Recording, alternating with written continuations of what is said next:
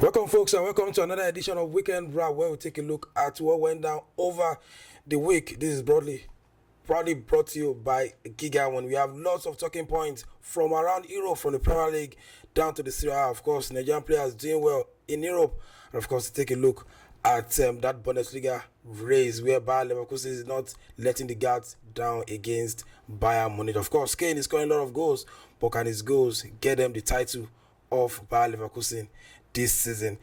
And of course, I have Mikolo in the studio for me. This is the first time we'll be in the studio where we're discussing loads of talking points. Of course, I have to dig him out from Ikorodu down to Jodu so that we discuss the talking point from the Weekend Wrap. Mikolo, welcome to your first episode on Fuja Podcast. Hi guys, it's good to be here. It was a very productive weekend, right here to chop everything up like Amala. I chopped my North London rivals, so I'm gassed for this week. Okay, talking about of course you're an Arsenal fan, and before we take a look at the talking point, let's just your overview of what went down over the course of the weekend.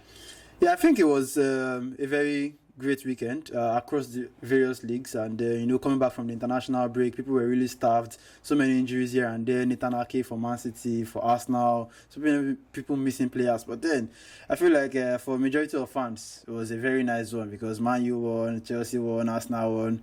The only people that didn't come to the party is Hans Slot. And let's go to back to club football, basically. And let's talk about the top of the show of what over the weekend. Of course, is the London derby, Arsenal against Spurs, and a lot of talking points before the game. No Odegaard, red card to Declan Rice against Brighton, and it looks like Arsenal are going into that game like a weaker side. But all of a sudden they are back. They won it, and it's 3 straight wins at Spurs for Arteta. Incredible, start of the season for Arteta. I think it has become 3 points lead now for Arsenal. They've not lost in 3 games back-to-back away, and it's not looking like a rivalry anymore. It's not a derby anymore. It's looking like Arsenal just owns North London now. But I think for Arsenal, it's very impressive the way they were able to manage and cope with the absence of 2 key players in the midfield. Merino got injured, Odegaard, which is like the soul of Arsenal's team, also got injured, and then Rice through suspension. And it was looking like what was Arteta going to bring to the table. But a very impressive one. Though they defended well. Many people are starting to call Arteta the Simeone of the league, but they will take it like that. So it was really nice. I think kudos should go to Arsenal's defense, basically, Puja. I feel like no matter how many goals they are leading, be it 1-0, be it 7-0, the defense and the commitment is the same. And you have to give it to both Gabriel as well as Saliba and David Raya for the effort that they are putting in to seal every victory that they go ahead. But let's leave Arsenal for a bit and talk about Spurs. It looked like the manager is not doing justice to the team as well.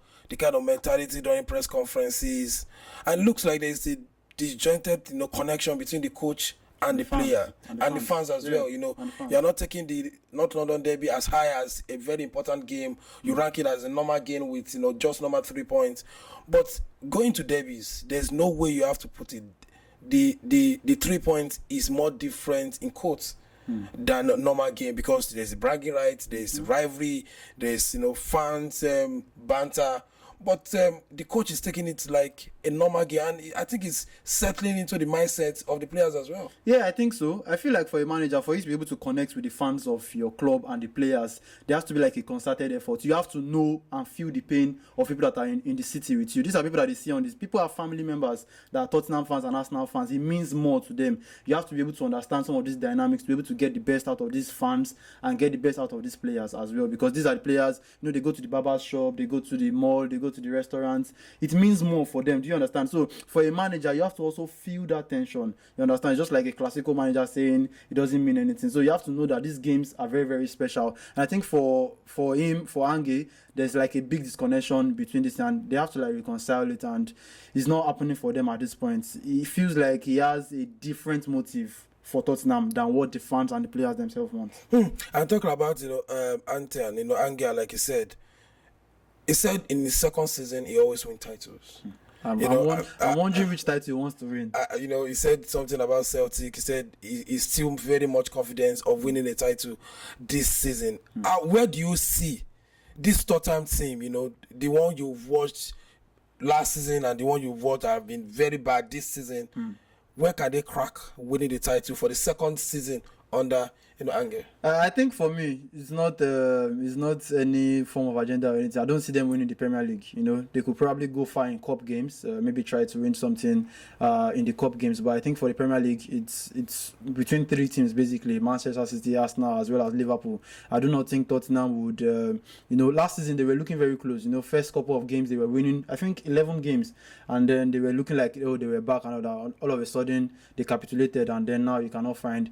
And now they've gone to do some businesses. They bought Sri Lanka, but it still doesn't feel like that connection, that Kane connection that he's having with Son. And I saw him in the game against Arsenal and looked so ordinary. So I do not think they can win anything in the league. Probably FA Cup, Carabao, which is also a win, just like what ETH also said for Manchester United.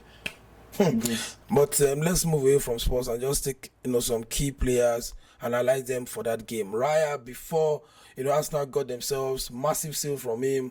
It looks like a big deal. People were talking about Arteta replacing Ramsdale, who did good previously before he came. And of course, Gabriel is beginning to get his flowers as one of the big defender, not only in the Premier League but across the world. Yeah, definitely. I feel like last season, people were so already convinced about David Raya being better than Ramsdale.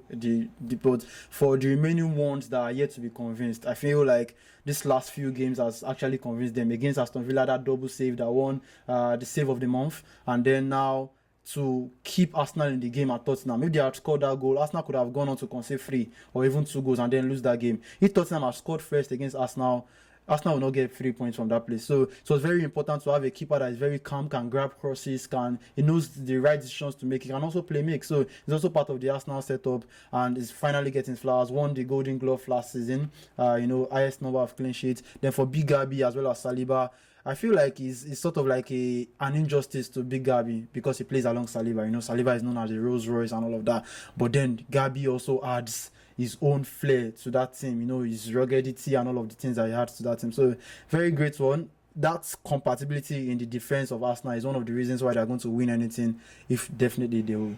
And let's leave London and take our next plane to Italy. Over the summer there were a lot of talking points around Napoli, Osimhen, Lukaku, exchange, blah blah blah. Conte, going to Napoli, and all of a sudden it looks like the course is settled for Napoli. Back-to-back win, an impressive win over the weekend, and Lukaku looks like a big deal, creating assists and of course getting goals. So it looks like maybe they will not miss Osimhen not leaving the club.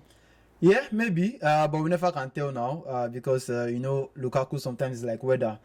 He's very impressive on days he has to, but then there are some days he doesn't turn up. But then it looks like a very good reunion between Conte as well as Lukaku. They won the league together with Inter in 2021. I think he scored 24 goals in the league then, and then it did really well for them. For Napoli, it feels like they made the right choice right now after all of the whole saga around Osimhen's transfer, getting Lukaku to come to the team. I feel like they had one of the worst title defense in history last season, winning the league the previous season and then finishing I think 8th last season, and now they're on top of the table after like 3 games, and then it's looking really good for them. Hopefully Lukaku can continue his goal scoring form. If not, at the middle of the season we'll be back to if they miss Osimhen or not. But let's just talk about the start of season in the Serie. It looks like Inter are not yet serious. Juventus are not here or there, with Thiago Motta. AC Milan back to winning ways, and Napoli as well with Conte. So it looks like it's going to be a very competitive Serie A this season with what we've seen in the first few games in the Serie A. Yeah, Napoli are back to the party.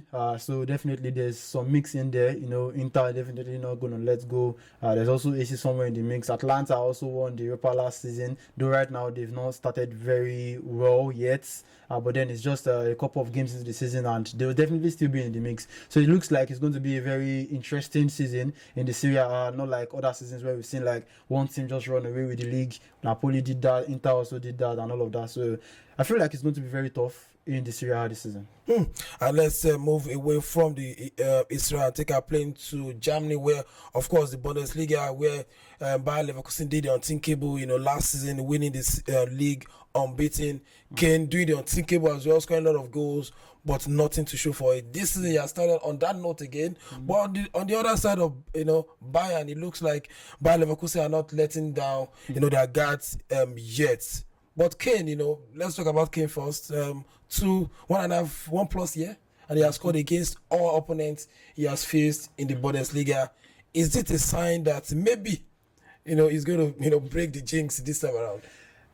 I don't know if he's going to break the jinx because you realize that's just strong somehow. But then I feel like one thing Kane is going to assure you is goals. Goal scorers for England, goal scorer for Tottenham, goal scorer for Bayern Munich. But how they click and how that converts to the title is where the problem is right now. What the new coach is doing. Company? Yeah, Vincent Kompany, what he's doing with Bayern Munich. If he's able to click, I do not know if they'll be able to click. Last season, they lost the league by 18 points. A whooping 18 points. And Xabi Alonso does not look like he wants to, let go of things. He wants to pull a pep. He wants to do a pep in the Bundesliga. So I feel like for Bayern, Kane obviously will score goals, but it is in the moments that matter that would see whether they're going to go back to winning the title or if they're going to fall short again. Last season was very embarrassing for them. You cannot lose the league by 18 points to Bayer Leverkusen. Maybe they can get it closer this season. It remains to be seen. But Kane definitely will continue breaking record, will continue scoring goals, which is one thing he does very effortlessly. And a big worry for Bayern, Munich is, Bayer Leverkusen are not letting the guys down. Of course, their regular players have started scoring. The likes of Victor Boniface have started scoring, and if they keep up in this, form again, Bayern can be sweating to wrestle the title of them. Let's take a trip back to England and let's talk about Liverpool. They started like house on fire. 3 games, 3 clean sheets. No clean sheets. It looks like Slot is the next, good thing or next burger in town. All of a sudden, Nottingham Forest, who have started the season unbeaten, all the way at Anfield, and get away with 3 points and a clean sheet. I feel at this point you now have to think whether it was just manager bounce because there's the thing where a manager comes in and then players just start performing very well and then get the first 3 wins, clean sheet and all of that. But then the signs are still good. I don't think any Liverpool fan would have thought that Ancelotti would go this season unbeaten. But then this is like a slight in their campaign because they lost at home, which is very, very weird for them. But I feel like they are still playing very good football. Their first 3 games, I do not think is a fluke. Let's see if they will be able to bounce back. But I feel like this just happened. This is just like a slight in their journey and they'll probably be back. And before we leave there, the weekend rabbit will be criminal if we fail to talk about Man City and what Haaland is doing in the club and of course in the Premier League. He has started like he never went on break, goals on goals, almost scored 3 hat-trick back to back, 3 times on the bounce. And it looks like maybe unfortunate for that club because this is the first time Man City are starting the season like this, and where do you want to see the points to get from them? They're topping the league, their strikers are doing well, and Gundogan is back into the team. That team is too boxed up, and then you when you think that. And sorry to cut you, just to chip in it, Rodri and Foden have not played enough this season. They are farming us. I think Pep Guardiola has come and said, you people said this league is not a farmers league, Abi. I'll come and show you. And that's what Haaland and Pep Guardiola are doing. He has scored 9 goals in 4 games. The next person is on like 3 goals. That's like Salah and all of that. He has scored more than some teams. I will not mention names. He has scored more than some teams in the Premier League this season already. And I feel like Haaland is the difference between Manchester City and so many other teams in the league. Because if a striker can guarantee you 20-30 goals a season, I feel like you already have like a head start already. And then to have Pep Guardiola having, won the league back to back and then still brought back Gundogan.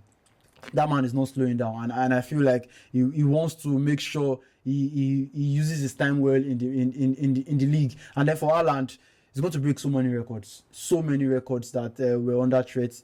Highest number of hat-tricks in lowest number of games. People were doing it in 200 games, skinny con games, 700 and something games, 200 and something games, 69 games. He's already close to like top 4 already in the number of assists, in the number of hat-tricks. So he looks like someone that's not slowing down. If there's one thing he knows how to do, just give me the ball and let me score. And I feel like that's what he wants to do. And I think maybe we can end the conversation and say, maybe in recent times, he will, click that box of one of the greatest scorers in the Premier League. Eventually, if he spends the number of years that in just 2 years now, he's getting close to 100 goals.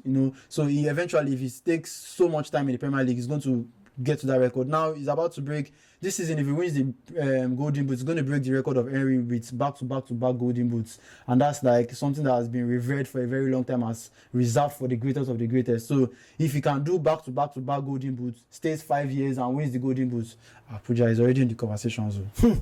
And that's Haaland for you. Has won the golden boot back-to-back, and of course the cost to win it, like hat-trick. Thanks Mikolo for being in the studio. And of course we brought you the weekend wrap, of course the talking points over the weekend from North London Derby and what is going on in the Bundesliga. This is probably brought to you by Gigawin. Of course you can subscribe to our YouTube channel, Puja Dissects, turn on your notification button and get our videos as they drop. As we come your way again, bye for now.